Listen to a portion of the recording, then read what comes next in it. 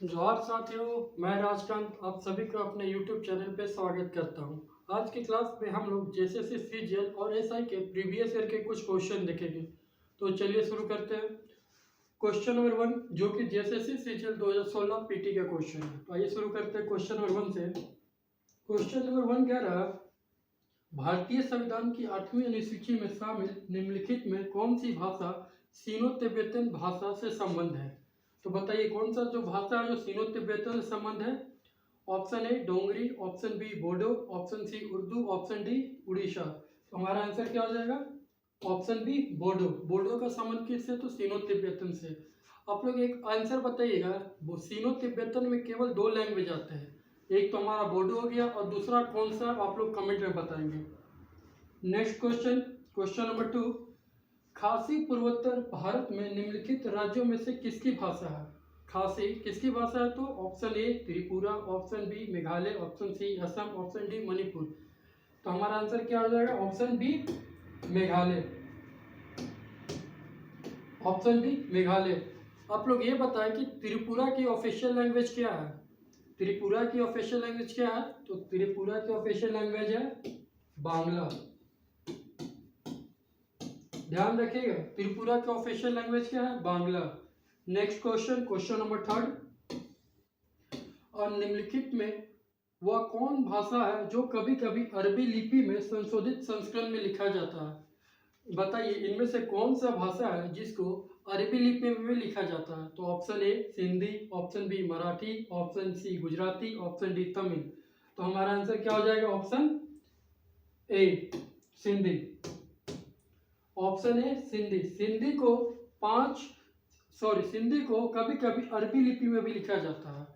सिंधी और 2 और अन्य लैंग्वेज है जिसको अरबी लिपि में लिखा जाता है। एक तो हमारा सिंधी हो गया और दूसरा क्या हो जाएगा? कश्मीरी। और तीसरा क्या हो जाएगा? उर्दू। याद रखिएगा, सिंधी, कश्मीरी, उर्दू, इन तीनों भाषा को कभी कभी अरबी लिपि में भी लिखा जाता है। नेक्स्ट क्वेश्चन, क्वेश्चन नंबर 4, ये क्वेश्चन सचिवालय सहायक मिल्स 2015 का है। क्वेश्चन नंबर 4 कह रहा है कि किस भारतीय भाषा को 5 अलग अलग लिपियों में लिखा जाता है? निम्नलिखित में से किस भाषा को 5 अलग अलग लिपियों में लिखा जाता है? तो ऑप्शन, हमारा आंसर क्या हो जाएगा? ऑप्शन ए जो कि कश्मीरी। कश्मीरी एक ऐसे भाषा है जिसको 5 अलग अलग लिपियों में लिखा जाता है। आइए देखते हैं वो 5 अलग अलग लैंग्वेज कौन से हैं, लिपियां। तो पहला हो जाएगा हमारा, पहला क्या हो जाएगा? देवनागरी। पहला देवनागरी हो गया। और दूसरा क्या हो जाएगा? रोमन। तीसरा क्या हो जाएगा? कन्नड़। चौथा क्या हो जाएगा? मलयालम।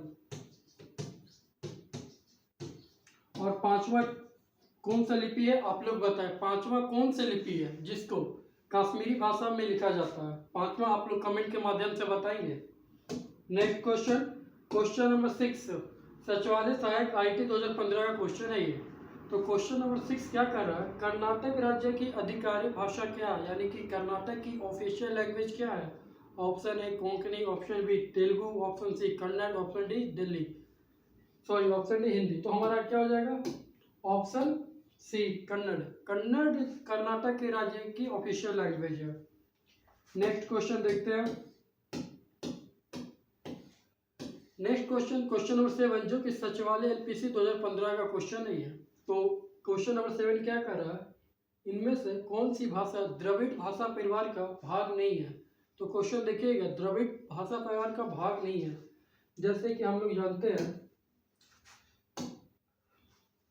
द्रविड़ भाषा परिवार में, मान लीजिए ये हमारा प्यारा सा भारत, तो यहाँ पे एक तो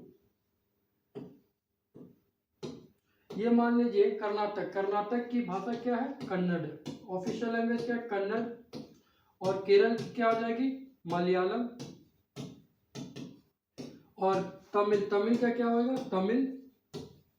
और फोर्थ आंध्र प्रदेश का क्या हो जाएगा? तेलुगु।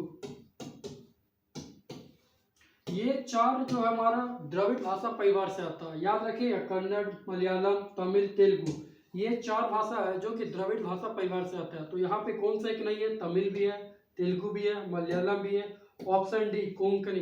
कोंकणी नहीं है। अच्छा आप लोग ये बताएं कोंकणी कहाँ की भाषा है? तो यहाँ पे एक छोटा सा राज्य है जिसका नाम है गोवा। गोवा की राज्य भाषा क्या है? Konkani. Next question, question number 8। केंद्रीय भारतीय भाषा संस्थान CIIL कहाँ स्थित है? CIIL मतलब central institute for Indian language. आप लोग बताएंगे कहाँ पे है ये? ऑप्शन ए मैसूर, नई दिल्ली, चेन्नई या फिर दिल्ली। तो इसमें हमारा कौन सा आंसर हो जाएगा? Option number A Mysore. Mysore में स्थित है केंद्रीय भारतीय भाषा संस्थान। इसकी स्थापना कब हुआ था? तो इसका स्थापना हुआ था 17 जुलाई 1969 को मैसूर में।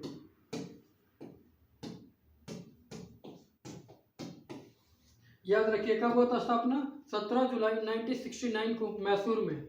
ये क्वेश्चन भी याद रखिएगा, ये क्वेश्चन SI 2015 का है। Next question, question number 9। किस राज्य में पंचायती राज लागू नहीं है बल्कि जनजातीय परिषद काम करता है? इसका आंसर आप लोग कमेंट में बताएं, वो कौन सा राज्य है जहां पे पंचायती राज लागू नहीं है बल्कि जनजातीय परिषद काम करती है? 3 राज्य हैं जहां पे जनजातीय परिषद काम करती है, तो आप लोग बताएं उसमें से कौन सा आंसर होगा? Option A Mizoram, option B Jammu Kashmir, option C Jharkhand, option D इनमें से कोई नहीं। इसका आंसर का आप लोग बताइएगा, इसका आंसर क्या होगा क्वेश्चन नंबर 9 का। क्वेश्चन नंबर 10, और क्वेश्चन नंबर 10 का रहा है किस समिति ने मंडल समिति की सिफारिश की थी? ये क्वेश्चन भी सचिवालय 2016 का क्वेश्चन है। ये किस समिति ने मंडल समिति की सिफारिश की थी? डायरेक्ट क्वेश्चन पूछा गया था कि कौन सी समिति यानी कि मंडल समिति की सिफारिश की थी। किसने किया था मंडल समिति की सिफारिश? तो ध्यान रखिएगा मंडल समिति की सिफारिश किया था अशोक मेहता ने। अशोक मेहता ने ही मंडल समिति की सिफारिश किया था। मंडल समिति मतलब क्या हो गया? द्विस्तरीय। तो इसकी सिफारिश किसने किया था? तो अशोक मेहता ने। और जैसे कि बलवंत राय मेहता, इन्होंने क्या स्तरीय का पंचायती किया था? त्रिस्तरीय पंचायती राज इन्होंने किया था। नेक्स्ट क्वेश्चन देखते हैं, क्वेश्चन नंबर 11। पंचायती राज लागू करने वाले राज्य को सही क्रम से सजाएं। ये भी क्वेश्चन पूछा हुआ था, तो इसका आंसर कैसे हो जाएगा? पंचायती राज सही क्रम से सजाना। तो पहला हम लोग जो कि सबको ही जानते हैं, पहला कौन सा राज्य था? राजस्थान। तो 1 नंबर में राजस्थान हो जाएगा। दूसरा क्या होगा? दूसरा होगा आंध्र प्रदेश। दूसरा क्या हो जाएगा? आंध्र प्रदेश। तीसरा क्या होगा? असम। और फिर फोर्थ क्या होगा? तमिलनाडु। तो ये कभी कभी ये भी पूछ लगता है वो कौन सा राज्य, दूसरा राज्य कौन सा है जहाँ पे पंचायती राज लागू हुआ? तो दूसरा हमारा आंध्र प्रदेश है, तीसरा असम है, चौथा तमिलनाडु है। नेक्स्ट क्वेश्चन देखते हैं, क्वेश्चन नंबर 12। वर्तमान में प्रत्येक बैंक बुक पर उसका मूल्य कुल कितनी भाषाओं में किया गया? बैंक बुक का मतलब है कि नोट पे कुल कितने भाषा लिखा हुआ है, जो कि नोट सबके पास है पर आज तक किसी ने इतना गौर नहीं किया होगा। तो 15, 17, 10, 18, तो कितनी भाषा है?